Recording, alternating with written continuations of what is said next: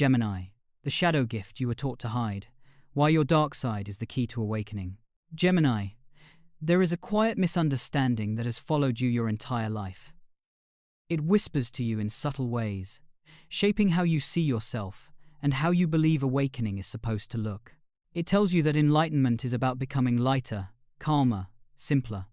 That growth means refining yourself until only the most acceptable parts remain. And without realizing it, you learn to treat your shadow as evidence of failure rather than a sign of depth. But here is the truth that rarely gets spoken aloud. Your shadow is not the opposite of your light. It is the place where your original power was stored when the world did not know what to do with it. Before we go any further, notice what happens inside you when you hear the word shadow. Your mind may already be trying to translate it, soften it, explain it away. That reflex is familiar. You have spent years learning how to stay understandable, how to stay safe in conversation, how to keep your inner contradictions from making others uncomfortable. This is not accidental. It is the result of an early and intelligent adaptation. This is where the story truly begins. As a Gemini, you were born with a mind that moves faster than linear reality. You perceive multiple layers at once. You see paradox instinctively. You notice what does not add up long before others are ready to admit it. As a child, this made you curious, alert, questioning. But it also made you disruptive. Your questions unsettled certainty. Your observations pierced through polite narratives. Your emotional responses did not follow simple scripts. And the world, as it often does, responded by asking you to simplify yourself. Not directly, not cruelly. But through subtle signals. You were praised when you were clever, funny, articulate. You were corrected when you were intense, contradictory, emotionally complex. You learned which parts of you created connection and which parts created distance, and slowly, almost imperceptibly, a split occurred. This is the first core burden. You learned to associate belonging with suppression. The parts of you that questioned too deeply, felt too sharply, or sensed uncomfortable truths too early were not welcomed, so you adapted. You became lighter, faster, more flexible. You learned to keep things moving so no one had to sit too long with what you sensed underneath. Your shadow did not disappear in this process. It was simply relocated. It went underground. Your shadow contains everything that did not fit the version of you the world found easy to digest. The raw honesty, the emotional gravity, the existential awareness that life is fragile, contradictory, and unresolved. These qualities were not wrong. They were premature. They arrived before you had the language, the safety, or the permission to hold them consciously. So you did the most intelligent thing you could do at the time. You split your awareness. You kept the mind active and the depths contained. You learned to move between ideas, roles, and conversations with elegance. And in doing so, you protected yourself from rejection. But protection has a cost. Over time, the effort required to keep the shadow buried became exhausting. The very gifts that once helped you survive began to fragment your energy. You started to feel restless without knowing why. You sensed that something in you was unfinished, unheard, unresolved. Not because you lacked insight, but because your deepest insight was never given a place to land. This is why your shadow does not feel dark in the dramatic sense. It feels heavy, dense, charged. It carries gravity. And gravity, to a mind that has learned to survive through movement, feels threatening. So you learn to stay light. But awakening does not happen by becoming lighter. It happens by becoming whole. The shadow you were taught to hide is not a flaw in your nature.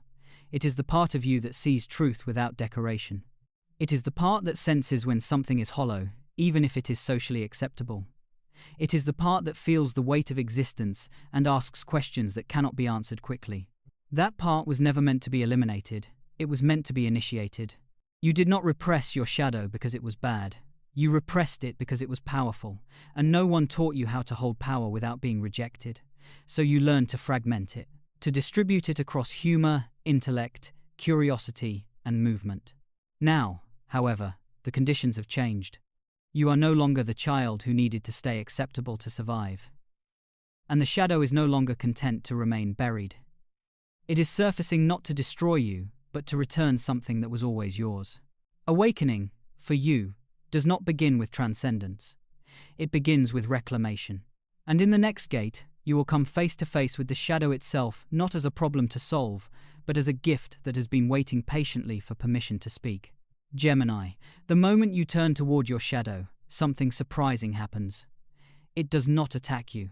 It does not overwhelm you.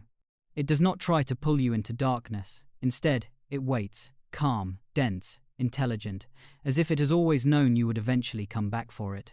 This is because your shadow is not chaos. It is compressed awareness.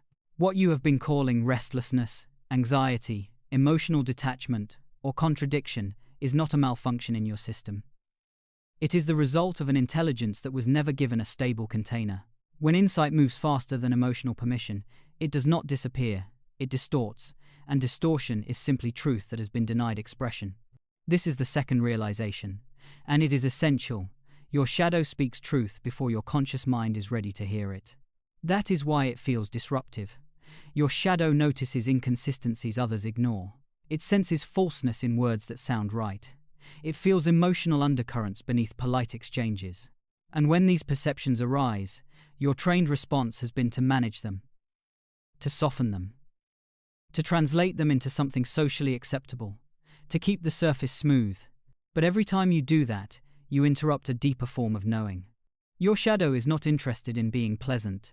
It is interested in being accurate. This is why you may have experienced moments where something in you suddenly pulls away from a situation without a clear explanation. A relationship that should work. A path that looks good on paper. A belief that everyone else seems comfortable with. Your conscious mind tries to reason it out, but your shadow already knows. It has already registered the misalignment. Instead of trusting this knowing, you may have learned to doubt it. To call it overthinking. To label it inconsistency. To tell yourself you are being difficult. But what if the opposite is true? What if your shadow is not confusion, but precision without a filter? Seen this way, many of your so-called flaws begin to reframe themselves. Your duplicity becomes the ability to hold multiple truths at once. Your emotional distance becomes a sensitivity to subtle energetic shifts. Your boredom becomes an alarm system that detects when life has gone hollow. Your anxiety becomes unexpressed perception looking for a language. The shadow, when unrecognized, sabotages. When recognized, it guides. But guidance requires trust, and trust requires stillness. This is where the inner mirror becomes unavoidable. When you stop explaining yourself to yourself, when you stop trying to resolve every contradiction immediately, the shadow begins to reveal its structure. It is not random. It is patterned. It carries themes. Certain topics stir it. Certain people activate it. Certain silences bring it closer to the surface. Notice what consistently triggers you to disengage, to become restless, to seek distraction. These are not weaknesses. They are signals. Your shadow is pointing toward places where truth wants to be acknowledged rather than managed. And here is the part that may unsettle you the most. Your shadow does not want to be fixed. It wants to be included. Inclusion does not mean indulgence. It means allowing the full range of your perception to exist without immediately converting it into performance. It means letting a realization land in your body before it becomes a sentence. It means sitting with discomfort long enough for it to clarify itself. Your shadow gift is not darkness, it is depth. And depth, when integrated, becomes wisdom. Not the kind of wisdom that impresses, but the kind that stabilizes. The kind that allows you to speak less and mean more. To move less and see further. To engage without disappearing into adaptability. This is why your awakening does not look like becoming softer or more agreeable. It looks like becoming more honest internally first. It looks like allowing yourself to acknowledge what you sense, even when there is no immediate solution. The shadow becomes an oracle when you stop interrogating it and start listening. In the next gate, you will learn how this listening becomes alchemy, how the shadow gift transforms not through analysis, but through integration. Not by choosing light over dark, but by holding both without needing to resolve the tension between them. Gemini. There is a moment in every genuine awakening that feels like standing in a room with no instructions, no labels, no urgency to fix or explain, just presence. For you, this moment is not dramatic. It is unsettling in a quieter way. Because your mind has always been your compass, and now the compass is being asked to rest. This is the point where integration begins. Integration does not ask you to choose between light and shadow. It asks you to hold both without rushing to reconcile them. And this is where your training has worked against you. You have been rewarded for clarity, speed, articulation. You have learned to resolve tension quickly, to turn contradiction into something digestible. But alchemy does not happen through resolution. It happens through containment. Your shadow gift awakens when you stop trying to make sense of it immediately. This is the paradox. The more you try to understand your shadow, the more it retreats. The moment you allow it to exist without commentary, it begins to organize itself. What felt chaotic reveals structure. What felt heavy reveals direction. The shadow was never asking you to explain it. It was asking you to stay. Stillness, for you, is not emptiness. It is the crucible. When you sit in stillness without reaching for language, something remarkable happens. The competing voices inside you soften. The internal fragmentation you've carried begins to align, not because you've forced coherence, but because coherence emerges naturally when nothing is being suppressed. This is the alchemy of paradox. You are allowed to feel drawn and resistant at the same time. Curious and bored. Open and boundaried. Light and heavy. Awakening does not require you to resolve these opposites. It requires you to let them coexist without panic. Your shadow gift thrives in contradiction. This is why traditional spiritual advice often fails you. Practices that emphasize constant positivity, clarity, or emotional neutrality feel hollow. Not because they are wrong, but because they bypass the very layer where your awakening must occur. You do not awaken by rising above complexity. You awaken by descending into it consciously. Containment is the key. This does not mean restriction. It means choosing a space where your full experience is allowed to unfold without interruption. Silence. A committed practice. A relationship where you stop performing understanding. These are not cages. They are alchemical vessels. Within a vessel, transformation becomes possible. As you allow your shadow to exist within a boundary, you will notice something subtle. It begins to lose its urgency. It no longer needs to sabotage, distract, or destabilize you to be acknowledged. It becomes quieter, not weaker, more precise, more trustworthy. This is when the shadow gift reveals its true nature. It is not meant to dominate your life. It is meant to inform it. It brings depth to your words, weight to your choices, integrity to your movement.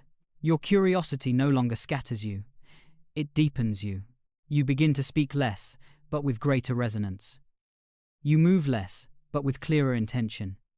You feel less anxious, not because you have fewer thoughts, but because your thoughts are no longer fighting your truth. This is not transcendence, it is embodiment. And embodiment is where awakening becomes livable. Not as an identity, not as a role, but as a steady presence that does not need to be explained to exist. In the final gate, you will learn how to live with this shadow gift in the ordinary moments of your life, how to recognize when it is speaking, how to honor it without being consumed by it, and how to let it guide you toward coherence rather than fragmentation. Gemini, the shadow gift does not ask for a dramatic life change. It asks for a different quality of attention in the life you already have. This is important, because if awakening required escape, you would turn it into another journey, another idea, another story about becoming someone else. Your work now is simpler and more demanding. It is to remain present when your old reflex is to move. Practical presence begins the moment you notice activation. That familiar inner signal, the urge to shift topics, to add humor, to explain, to intellectualize, to look for the next stimulation, is not a command. It is information. Your shadow is speaking. It is telling you that something meaningful is trying to surface and has met resistance. Instead of overriding that signal, pause. Not forever. Not dramatically.